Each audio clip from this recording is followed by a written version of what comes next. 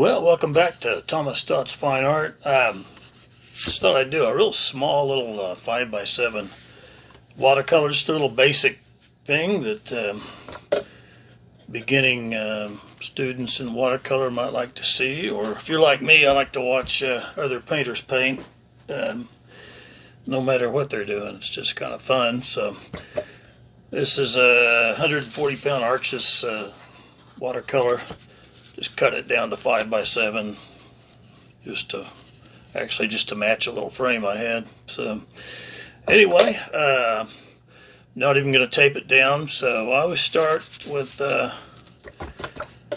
just wet that down, get a nice sky laid in. I've got a tree, if you can see that, drawn in just slightly. It's just going to be a little tree on a hillside, and just simple and basic. But principles are similar, from large to small, and I'll just wet it almost completely over, and I'll let a little bit of these colors crash into others. Sometimes you want it to be pretty precise. Other times you just let it flow and be loose and carefree, and that's part of the fun of watercolor, really. I like that looseness. Now, Arches is pretty absorbent, so I'm wetting it down pretty strong here. I'll let that set just a few seconds, and I'll come over here and mix up some of my blues. Let's see what I've got. Let's see what looks good today.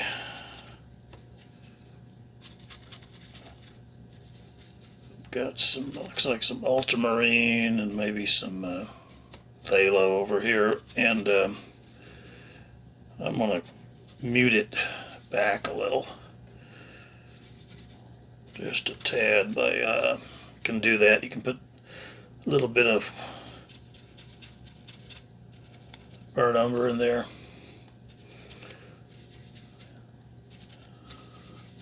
You can add black also. Black's pretty strong and can overdo the gray pretty fast. Burnt umber will gray it down a bit, and it'll be not quite as strong. And, okay, so still letting this, letting that water kind of even out. That's probably good enough. Okay, usually strong at the top, and just let it work its way down. I'll put a few clouds in it. I don't particularly want to put a whole bunch of the dark blue behind the tree. I want to leave some white around that tree, and so that it has a good bright, maybe a little darker up here. It has some good white, bright paint with that white behind it, and maybe just a little weaker blue down here, maybe across there a bit. Now you can always play with the way it runs just by moving it here and there. That's doing about what I want, though. I think I'll just leave it, and I'll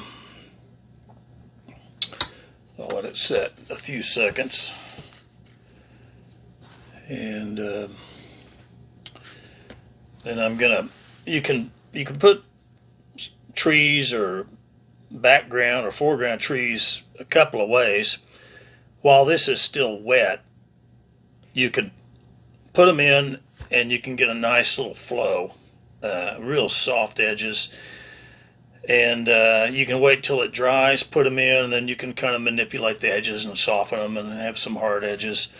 And I'll show you maybe some background trees. Well, it's the timing, you know, you don't want it too wet or too dry. If it's too wet, it runs too much. So I'll put a little background tree down along there's way in the back and just show you how it and then we'll put some in here. So let's get some Hooker's green. Just about out of Hooker's green. I think I got enough for this little guy though. Maybe a little bit in here.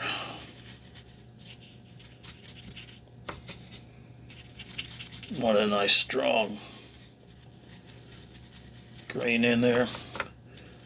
Probably should have put out some fresh Hooker's green, get a little bit darker mix, but I didn't.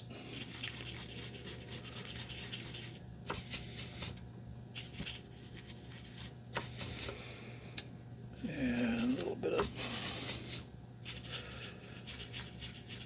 of that burnt umber, darken it up a bit.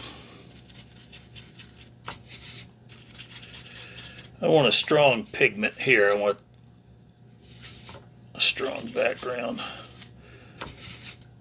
So I don't need a lot of water in this, and I'm doing a little darker than that, but I didn't put any fresh paint out. Broke the cardinal rule. Didn't get my paints completely ready. Okay, well this will show. See, just show some little background trees along the horizon. You can see it's wet enough where it's still running, and this is going to be a quick little thing. So even the foreground, when you got such a small piece, you can almost get it done before the whole thing, before any of it dries. Let's add some orange. Let's mute it back just a little bit here with some orange and some yellow. Again, I should have wet those down, costing me timing here. I'll start with it weaker. See, we've changed that color just to give it a little bit of a ochreish. Kind of made our own ochre, a little orange with a touch of yellow, and then I like to leave some broken edges. We can come back and do another layer there, and got a little bit of splattering here and there. You get a little careless, and happens sometimes. So if I'm careful, I can get that out, but it's liable to create a little explosion right there, but we'll chance it. Okay, now this is wet enough. I think I can put the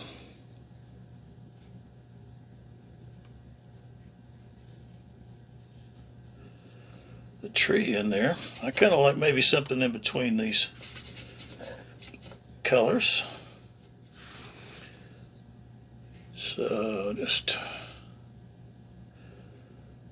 keep it open. Now see, that's really running, so that's why if you want some definition, you don't want to put it in while that's completely saturated. It'll run too much. So again, you're guessing, educated guess, you know, as far as the timing is talking about the timing of how wet or dry the paper is. If you want some hard edges, it was dry down here. If you want some soft edges, you got to wet it. It's either got to be wet or you got to re-wet it. I like, you get a nice soft edge when you hit it while that sky's still wet. That's a little easier when you got a really small painting here. You can keep up with it. Larger painting, it's harder to keep up with. So now that timing was pretty good, but that's still going to keep crawling, and you just want it to stop eventually before it crawls across. Now Pretty lucky there. Like I said, that timing is working pretty good, and I'm going to put a trunk in there, but I want to wait till it dries. I don't want that trunk just to fall apart in there. Yeah, you can always use a hair dryer to stop it a little faster, but that's actually timing in there pretty good. Now, when you get into one reason I don't like to go back into a sky, and when it starts to set up, if you touch it with some other color, it's that wet into that dryer paper, it's going to explode and create a little circle. And you may want that in some areas, but not necessarily in other areas. You can kind of see this. See that wet? See that line that's beginning, the blue line? It's going into that slightly drier blue, and it's pushing the pigment up, and it's creating that. Now, like I said, that's fine in certain areas. It's kind of camouflaged right here. It's not too bad, but if it's like a big spot right in the middle of a nice sky, that could be a big problem. If you were going to put some tree trunks over it and some branches, like where it'd be more in the background, then it's probably not that big a deal. It'll, like I said, it'll be somewhat camouflaged. And but every time you go back in, like let's right in here. I hate to do this, but so go back in with something. We'll get away with it now. That wet is going to create a little strange look. Now, the foreground, you get away with it easier because you kind of want some roughness and some terrain in the foreground. Sky is a little more pure, and this will keep pushing, and you don't know where it's going to end. It's probably going to be okay. And again, see, that's creating more and more of a line there. It kind of bothers me, but it's a couple of things I could do. I thought, well, I'll put a little more green up in there. Well, then it'll just push further. So at some point, you got to take your medicine. And I could come back later and do a little bit of hard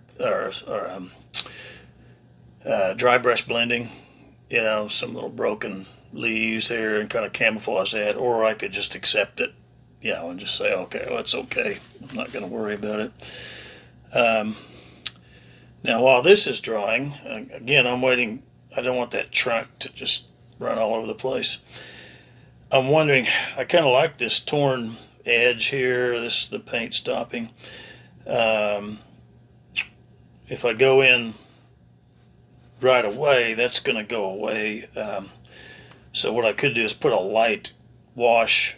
I don't particularly like a lot of white paper, but it could be very light color, and I could kind of keep those rough edges underneath that. But there again, I don't want to put that in there until this is really dry, because I don't want it to then react too much with some of this. So it's all about timing, watercolor, whether it's a big one or a small one. And now if you want to hurry up a little bit, I'll turn on the loud, obnoxious hair dryer. And you can hurry that drying time. If you're stopped, you can't go any further until you get some dry areas. You just put it with a hair dryer.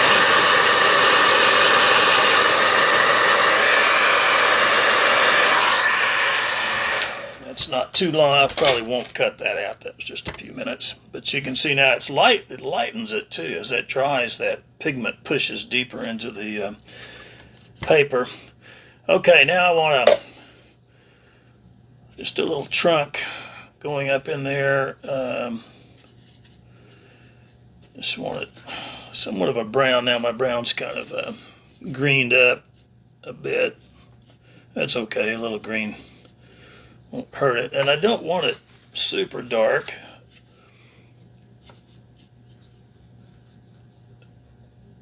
And I want it hard edged somewhat, and then some of it, let it kind of flow out, give it a little bit of freedom. Now I'm just trying to decide how much pigment I need in here. I don't want that trunk to just take over and be dark. Let's see down here. I think that'll be okay, because when it dries,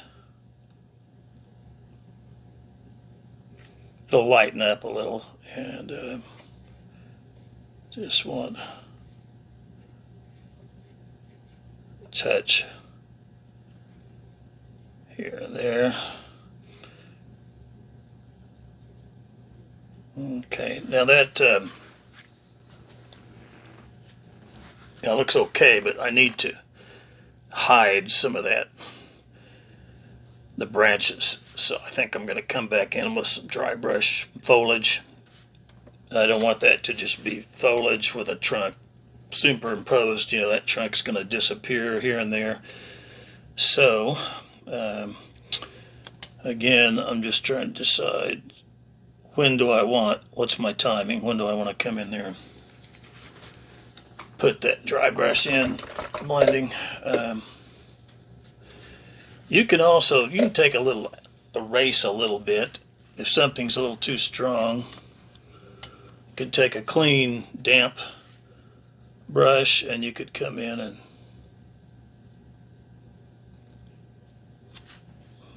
de-emphasize it a little. So yeah, you can make some of that go away if you decided.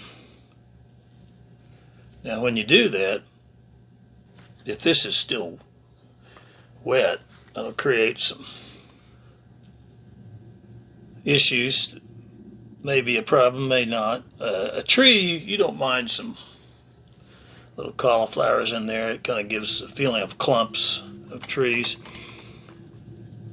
And I want a combination of hard edge and some just disappearing edges in that trunk. I think that makes it pretty watercolor. Just watch some of the watercolor just fade away.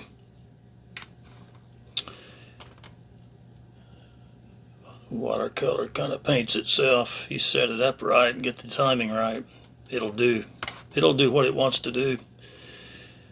And if you work with it, it'll reward you. If you try to punish it, it'll punish you worse. So I know some of you know what I'm talking about there. Okay, it's looking pretty good. I think I do need to maybe come back and strengthen that. Now this is an issue here. Got a pretty nice little tree, and the issue, should I go back in there, add a little, maybe make it better, or should I just leave it alone? Because a lot of times you don't make it better, you make it worse if you go back in. So that's just a decision you have to make, and you have to live with the decision. Tell you what, I'm going to use some of my experience and just leave it alone. I think it's good enough. That doesn't bother me too much. I just love the softness. If I start putting some dry brush edges in there, it'll strengthen it, but then you'll lose a little of the softness. So, there's a question which way you want to go. Now down here, I still like to just simply get rid of some of the white. I like the torn edge, but and this is dry enough where this won't eat up into it. So see, you can just put some light paint on there, and it's no longer white. It's light, but it's not white. And then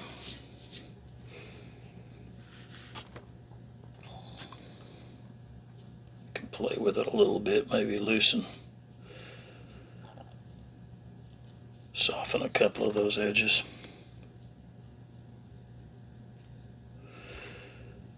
Okay, there again, I'm just wondering, should I strengthen the tree or just leave it? Just, yeah, in most cases, I'd say 7 out of 10 times you're going to make it worse, and 3 out of 10 times you're going to make it better. So I'm just going to play the odds, and I'm going to call that finished. Again, just a little, what was it, 5 by 7, and I'll let it dry. I'll go ahead and all I got to do is sign it. So dry it first.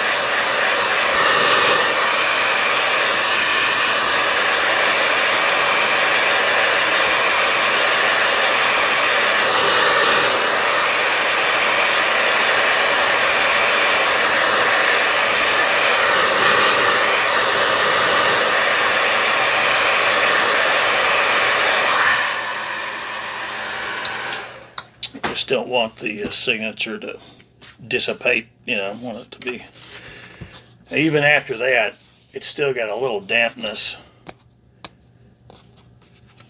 with what it said. And then all I'm going to do is sign it from here, so you can check out if you want, but I want that to be good and dry first. It's not quite.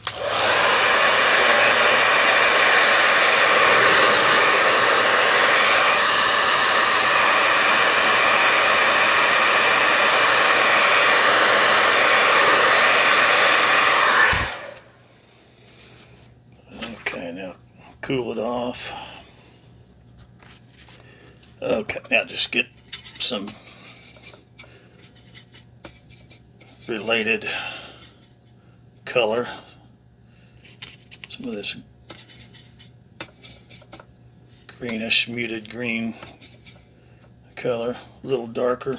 And then, this little one's going to be a big signature just because it's too hard to write real small. So.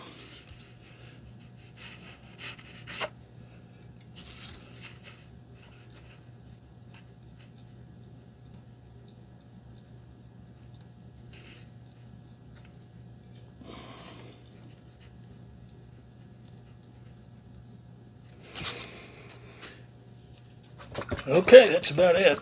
Nice, simple little piece. And like I said, I've got a little, where did I put it? I had a little frame for it. I was just cut this down to fit the frame. I've got it somewhere in all my junk here. I'll keep it running, but that's it, other than showing you the frame.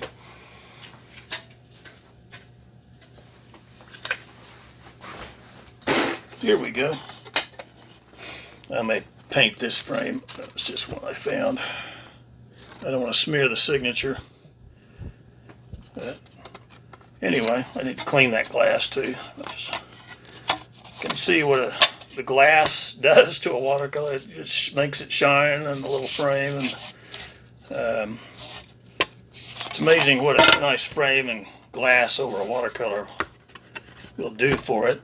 It'll really spiff it up, so don't judge your painting till you get a nice frame on it.